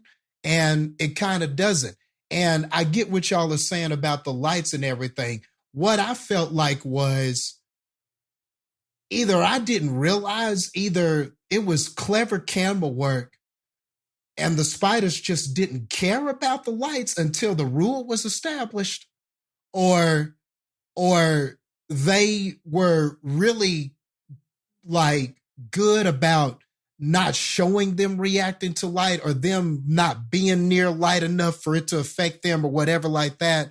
And then once they established that rule, all the spiders were reacting to the light. But before that, the first half of the movie, I don't even think I noticed it. You know, I couldn't tell that these spiders were in any way being influenced by the light at all. And I'm almost willing to bet it's the latter thing. Like, they didn't establish the rule, so they were doing whatever. Then when they established the rule, they were like, okay, now every spider is going to obey this rule. So that is kind of one of those gimmicky, like hammy storyline things that definitely knocks this for points. What would have been cool is if maybe there were examples of it early, but maybe you don't quite catch it.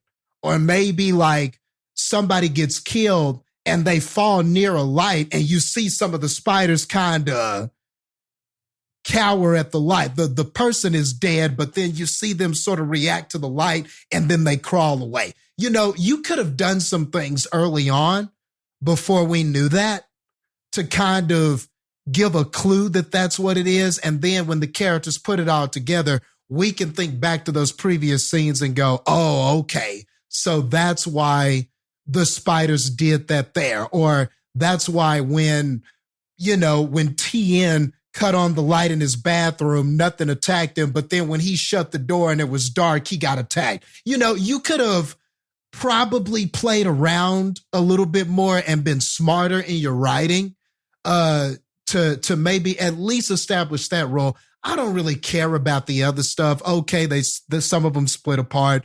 Okay, when some of them grow out of a body, they said that the spiders can grow bigger and exponentially more whenever they, depending on how they hatch or what they hatch out of or something like that. They said something like the spiders had the ability to hatch and be bigger. So they said that. That is vague as fuck, but they did say it. So there being different size spiders and bigger spiders, there was narrative precedence for that. So I wasn't too concerned about that.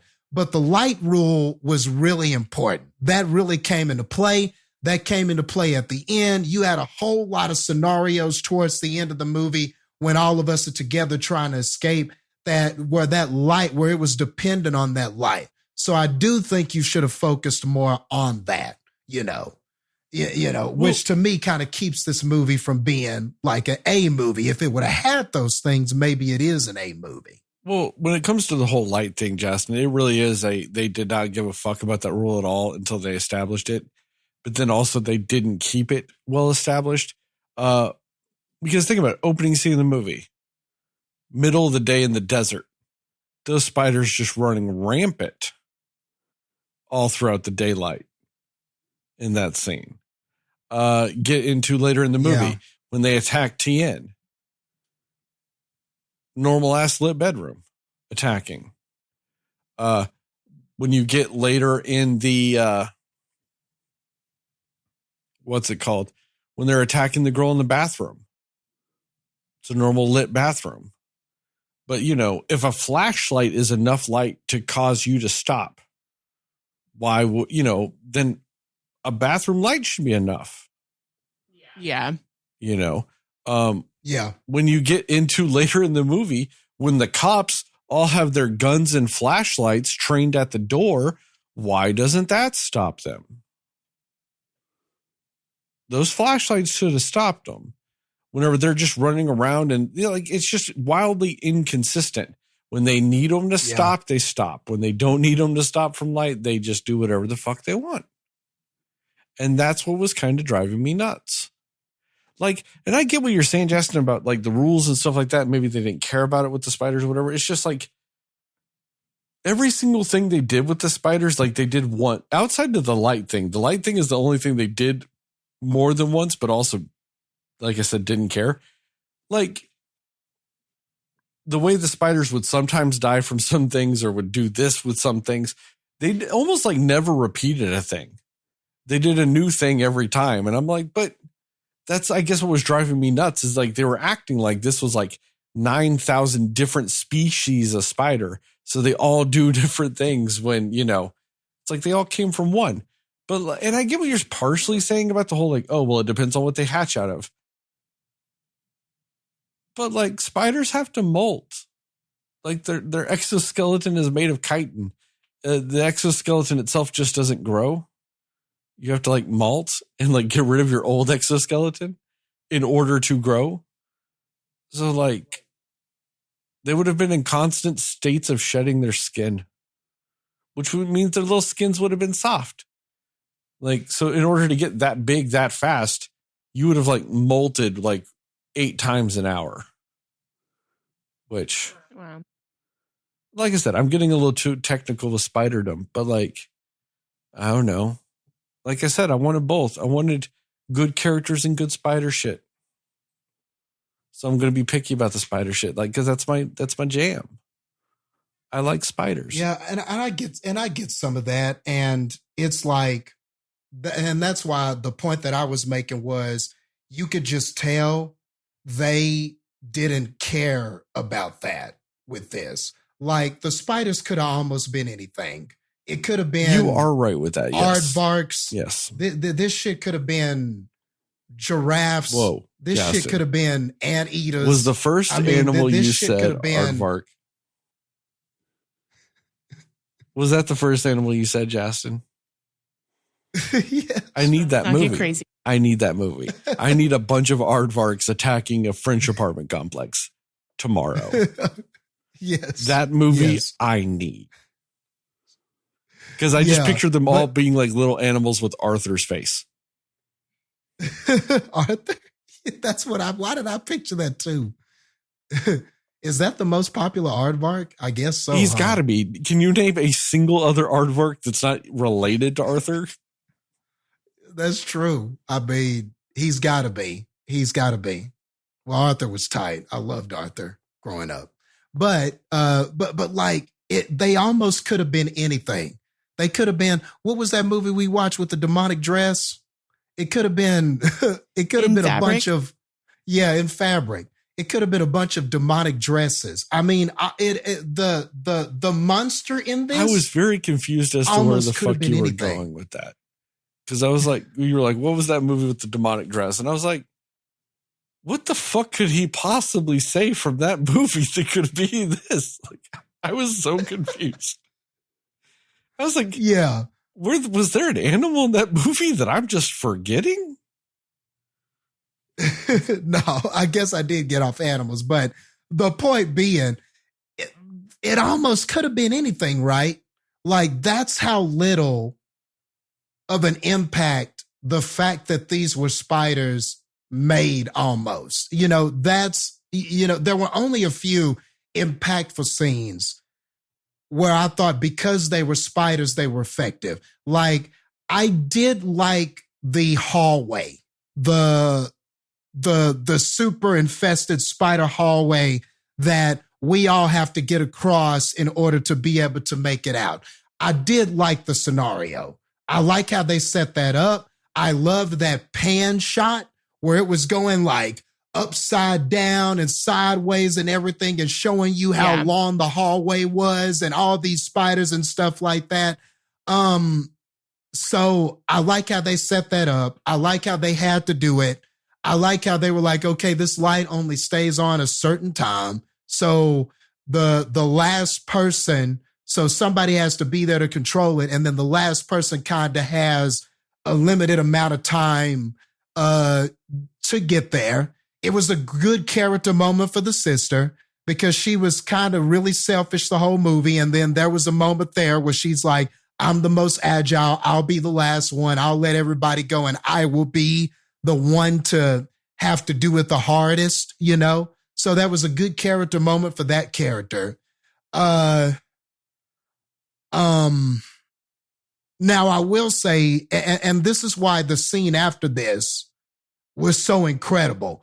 Now, when they are going through this hallway, you're seeing all these spiders, and I mean, they're just everywhere. And there's webs all in this hallway. So easily stepping on these webs could easily draw these spiders towards you. You know, it just looked damn near impossible to be able to get through this hallway unscathed, you know. And I get they had the light thing, but even with that, you know, there was a big ass one crawling along the ground.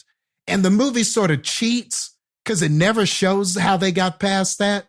Everybody's just walking and passes it. You know, it cheats, you know, a lot with that kind of stuff. Because when they were walking and they do that shot and you see that big ass one down there on the ground, you're like, how the fuck are they going to get past that? And I thought they might show somebody hopping over them or somebody going by real quick before it could get to them or something, or it not moving because of the light or something. And that's how they got by. But they just sort of showed that and then never showed it again, you know, again with the one time and then us just not going back to it. So it was just for a moment just to be like, oh, damn. And then it just wasn't a factor. There was a spider legitimately.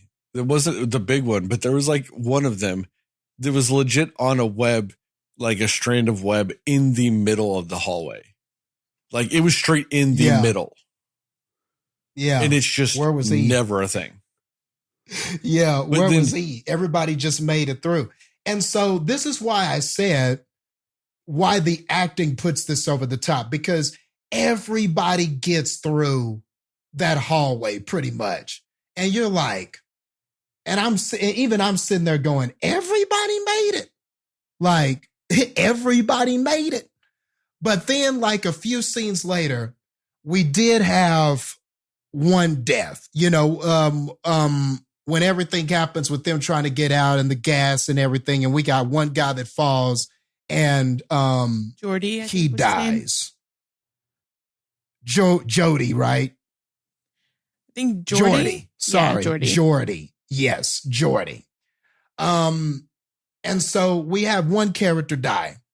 And the thing is that before this part in the narrative, we knew that Jordy and Caleb had history, but we didn't really know all of it. The acting was good enough to get you to understand that they had some sort of history. They were a little awkward with each other. You felt like there was kind of this thing between them, but you didn't know exactly what, and they hadn't explained that to you yet.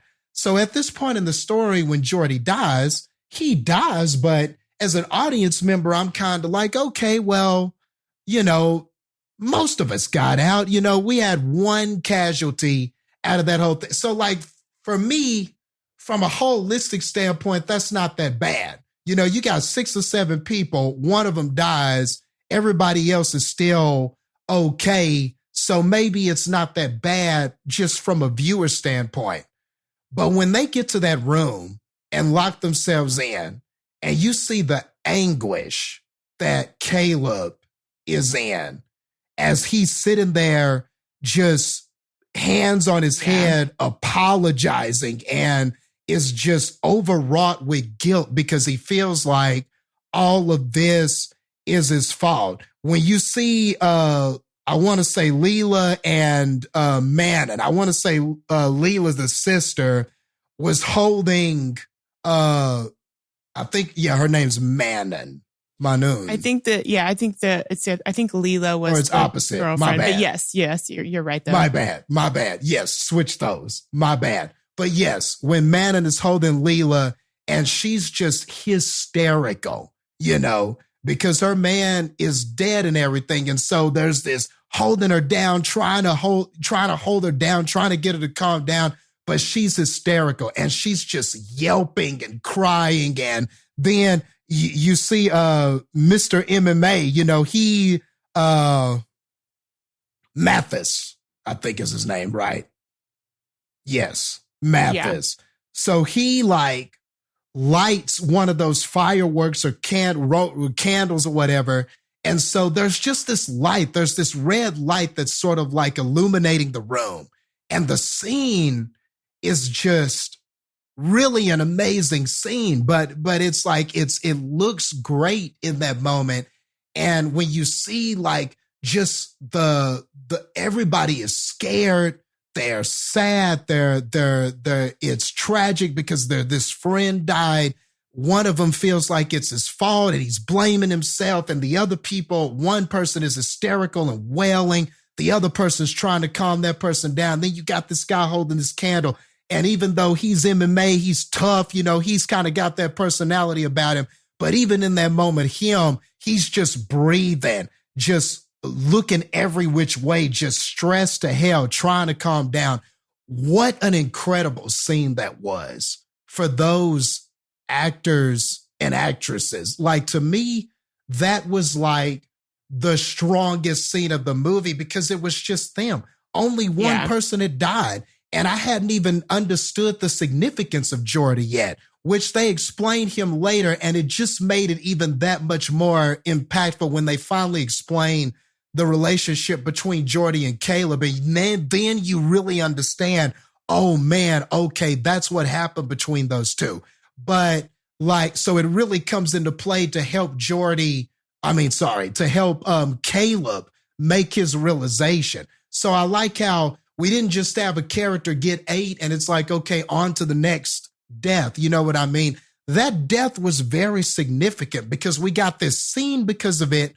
And then later on, our protagonist makes the realization about what he's doing wrong in his life because of that death. So a very significant death, even though it didn't seem like it from the outset. So there is some really good storytelling going on here that just really couldn't be ignored. And then that's why I say the spiders could have damn near been anything. But when you tell that good of a story with your characters and the characters show up acting like that, you can probably get away with it 8 times out of 10.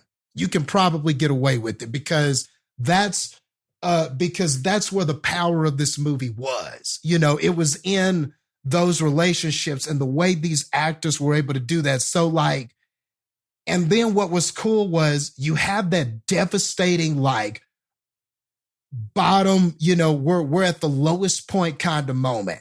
Yeah. And then I like how in the third, so then we're starting the third act. And like, I loved how they then kind of recollected themselves, said, okay, what is the plan? What are we doing? And then they went about trying to accomplish that plan. So I loved the devastation of that moment and then the restart that the characters essentially did so that they could continue on this journey and try to escape. I too feel like, Heather, that when they got to the police, some of it I was okay with. I liked the fact that the police were trying to contain this whole thing. And so they're thinking, we need to lock all of these people in because we don't want something that we don't understand getting out and spreading to other people. It almost makes sense that might be the play. Do we let all these people out and potentially have a pandemic on our hands? Or do we keep all these motherfuckers in until we figure out exactly what's going on? Okay, we know we have spiders. We know we got these people in here. We don't know what these spiders are doing to people. Some of our people died, getting murked by these spiders. Some of our people got sick. We don't really know what we're dealing with. So let's keep everything in and try to contain it that way before we let anyone out. Logically, from their standpoint, probably makes a lot of sense. But you could also see it from our character standpoint. Hey, man, you're supposed to be helping us. Like, you're supposed to be trying to get us out? Why are you trying to keep us in here? So I could see how the lack of understanding would lead to them battling and stuff like that. Now, I did think it was a little much that we shot a cop and, that got really crazy. I don't know if I would have gone that crazy with it. Maybe thrown some blows, maybe let some cops get beat up. I like that Mathis put somebody in an arm bar. That was appropriate. I was like, hell yeah, MMA. Hell yeah. But I don't know if anybody needed to get shot or anything. I think the cops should have just overwhelmed them, beat them up, and tied them up. And also, I don't think they would have tied up these people in ropes that we could get out of. These people would have been cuffed, man. I don't think that it would have been this is very French. tough to Who just knows? get out of handcuffs. Who the fuck knows what these French cops do? The French are crazy people. They went, hey guys. So maybe they do that. Maybe they just tie you. Dude, I have no idea what the fuck goes on in France, man, dude. Like, they have all these crazy things, but then they're like, hey guys, we might raise the retirement age by 1 year for the country. And they riot. And the cops join them. I don't know what the fuck's going on in that country. They are insane. Okay. So maybe I'm looking too much at just my American, what I know about American cops. I think what you're doing. Why weren't these people cuffed? Yeah. I think you're looking at that scene like I'm looking at all the spider scenes.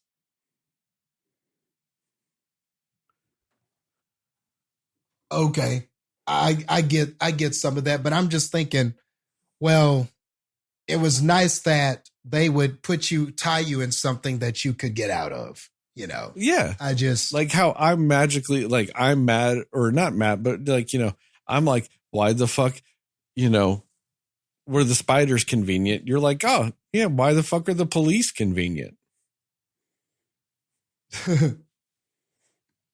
I get some of that. I definitely get some of that, but it was just, a little strange that the police would do that. It was just strange behavior by police. The spiders, yeah, we didn't know the rules about them, but normally we just know police to cuff people. So, especially when you hit police, like you were fighting with police. It wasn't like you came quietly and shit. Which then might have made more sense to just tie you up and be like, okay, these people are cooperating. We're not going to make it too uncomfortable for them. Just stay right here. And maybe you could explain away with it a little bit because there was a cop that kind of knew some of them and was trying to talk to Caleb and say, well, Caleb, this is what we had to do. And Caleb wasn't listening. He was like, all right, fuck it. You ain't listening to me. So moving on. So maybe that one nice cop that was trying to talk to Caleb kind of knew him and was like, all right, I'm going to take it easy on him. But either way, you could have at least explained that though. Maybe the cop could have said something like, you could be in cuffs right now. I could have at least put y'all, you're lucky you're not in cuffs right now after what you did, blah, blah, blah. That could have easily been a thing of dialogue too. But, I just think, really, it was more like we need the way for the characters to escape. So we got it. Also, it's a little bit morally gray that that Mathis just sort of got these spiders to come in there and attack these police. I mean, some of these policemen are innocent too. They're just doing their job. And I think it was just funny how the spiders are attacking him and it's supposed to be like a good moment. And he did just murder that guy too. That one that he tackled into the room. Yeah. Like yeah. He also, so like you could say that like the rest are collateral damage. He murdered that one though. Like that was intentional murder. Yeah, he did. And he was like, man, tell everybody I did something dope. But you feel like even if you did tell everybody, man, what he did was dope. I think the other half of that story is that you're a cop killer. Like you killed these cops. So I don't know how dope, ultimately society and the way the media is controlled and everything. I just don't know if he would have been the candlelit hero he was at the end. Maybe to them, but it feels like he would have been just like hella demonized in the media. Just the way that went down. In the media, maybe, but in the hearts and minds of other people in the community, he might think they're pretty cool. Yeah. Plus, maybe, I guess, and then I guess if the story got out that the police had locked them in this building, like we were trying to get out of the building, but they locked us in and stuff like that, then yeah, I guess if that story gets out, then yeah, he could be looked at as a, and maybe that's what it was. Maybe we made the cops bad because they were in on locking everybody in here. So I guess maybe the narrative just wanted you to go, all of them are bad. It's okay if they die because they did this horrible thing to our main characters. But I don't know. I just had a tough time seeing it that way. I just know, we know that some cops are just called because it was their shift that day. Like they don't care about the people in the apartment, and some of them are just following orders, so I couldn't just, so that part just, I couldn't help but think about that as all these cops were dying. But also,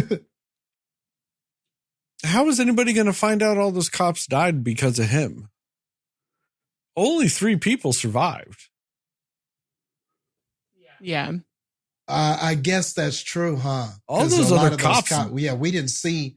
Yeah, we didn't, or at least we didn't see who survived. Dude, I didn't see a single cop standing at that point. When they're leaving, all the cops were dying. Yeah, and in the aftermath, all we see is the building being collapsed. So I guess, yeah, you maybe all the cops did die. Yeah, you're right. Like, there's nothing that really told me that any of them survived. So yeah, you could be right about that. I did not think about the possibility that they all just died. But anyway, that was just a random thing that was bothering me at the end. And at the end, just to speak about that really quickly, was anything about it like great or amazing or awesome? Not really, but it was a solid ending. The people we're rooting for, most of them escape. The building comes down. That's the end of the conflict. We were trying to get out of the building. We got out of the building. The movie ends. And instead of it ending in some stupid way where it's like, but there's still a spider out there or something like that, they just sort of did this thing where, he's sort of doing a nice thing for his fallen friend Jordy. And then, a little spider crawls up on him, but it's not a dangerous one. So he kind of messes with it, blows it off his hand, and that's the end of the movie. So it didn't end in like an excellent or great way, but it also didn't do anything stupid at the end. And sometimes you just got to applaud the movie for not doing anything dumb, just not overstaying its welcome, just going, okay, it's over. Let's get the hell out of here. So I will applaud the movie on at least doing that. So yeah, all in all, that's all I got to say about it. I mean, I think one of the things with it is, though, is they didn't need to do oh no, a spider got out. Because we established at the beginning of the movie, those spiders apparently just exist in nature anyway, just somewhere else. So. Yeah, in a deep hole or something. Also, and see, they never explained if they were like mutant spiders or a spider that, I think they needed to be something. They needed to be augmented, like kind of like what you were saying, Well, you were talking about me and my muscles, but yeah, I think if they were augmented somehow, like also if that green shit that those guys sprayed in there, what if that did? What if they reacted to that or something? And yeah, you saw spiders bubbling up or some shit. I don't know. It's just one of those things that's like, also like that scene though, that scene bugged me because these professional spider hunters, they're running around hunting for spiders in sandals. Why are you wearing sandals while you're looking for spiders? Good point. Like you are in a spider. Sandals are super comfortable though, Sterling. I mean, yeah. I love my sandals. But Jastin, you got to wear that proper PPE. You got to dress for your job. Yeah, sandals are comfortable, but I got to wear steel toe boots. I mean, got to wear that protective gear, man. All I know is that guy was wearing sandals and, he died. Sometimes you just gotta, you want comfort though. But Jastin, the guy died. It's okay. Sometimes you want to die comfortably. You want to die in your favorite pair. You know what I'm saying? I'd rather die in my favorite pair. Jastin, do you not remember you know what I mean? that scene? I don't think comfortable was how you would describe that man's death. It was pretty agonizing. But at least he wasn't thinking about, God, my toes. Jastin, I don't right think now. he was thinking about shit when it came to his feet at that point. He was screaming in pain. And just imagine at the funeral, they can be like, Nope. well, he had his favorite pair. He had his favorite pair. Don't do that. He had his favorite pair. Jastin, you know what? I've gotten a lot of tattoos in my life. And I'm not one of those people that are like, no, it doesn't hurt. No, it fucking hurts like a motherfucker. I hate it. I hate it so bad. It hurts so much. You know what I've never done before, Jastin? I've never gone, man, I am in so much pain right now, but at least my toesies are comfortable. You should start paying more attention to the comfort of your toes, Sterling. You're underestimating that. Nah, because when I'm in pain from something else, you know what I'm thinking about there that hurts? I'm not thinking about but my toes are comfortable. My thigh feels like it's, being ripped from my flesh. Or like, oh, my neck is on fire. But at least my toes are comfy. You don't ever multitask in that way or just kind of think about, what you're thankful for? No, not once. This really hurts, but not a single fucking time. Dinner should be Never. good later. You don't ever think like that? No, I think about, man, this fucking hurts. That's all I think about. Okay. Just saying. Anything else in this movie, guys? Nah. Not for me. On that note, thank you guys for listening to this episode of the Cinema Slayers podcast. Check us out on the internet at www.cinemaslayers.com. Cinema Slayers podcast on Facebook. Cinema_Slayers on Twitter. Not Twitter. Fuck Twitter. That's not even a thing anymore. On Threads, Instagram, and Letterboxd. We're at Cinema Slayers Pod on TikTok and YouTube. Give us a 5-star rating review. Really appreciate it. Really help us out. Tell your family, tell your friends, tell your friends' family, tell your family's friends, and most of all, tell those dear sweet mothers, because dear sweet mothers love. They love huge spiders that fill up your hallway. I was going to say they love a brother and sister reconnecting. That makes more sense. There wasn't much in this movie you could say mothers love about it, but yeah, that makes the most sense. We'll go with that.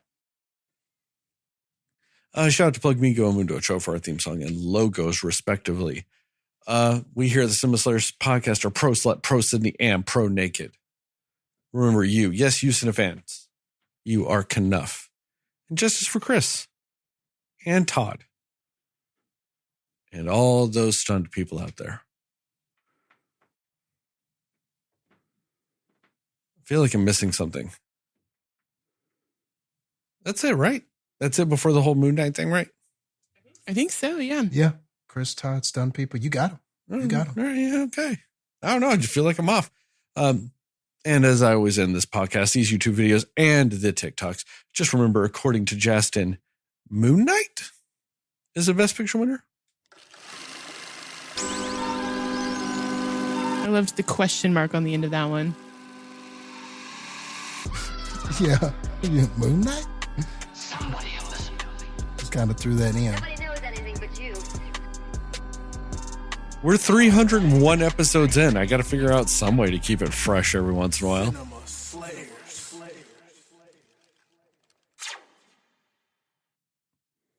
Got to keep the spice up in this relationship. Makes sense.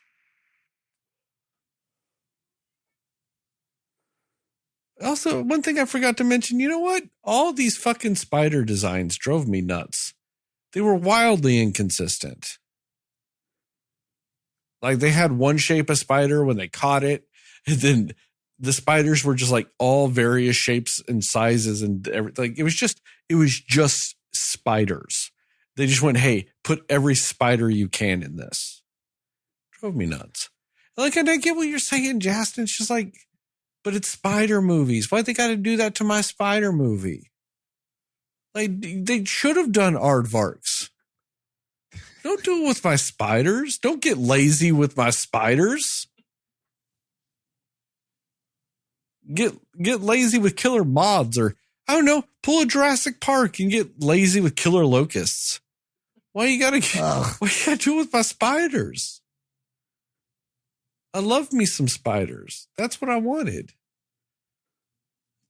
Fuck you and your friends and your family. Give me cool spider shit. I don't give a fuck about no interesting and deep, realistic human moments.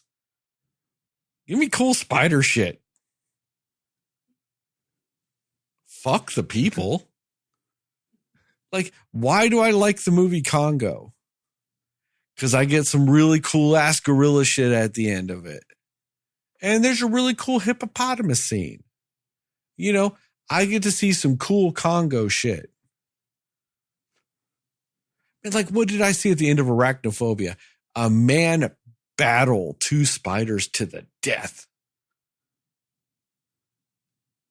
It was a battle of wits and a battle of brawn. Man, that one, they didn't even fight that spider. That spider that trapped him, they didn't even fight it. He just like turned off the lights and he went, thanks, man. I was stuck in the light, but now I can move. And just like, let me go kill some cops.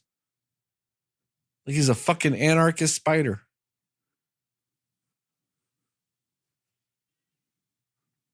I'm fired. I'm now re-energized.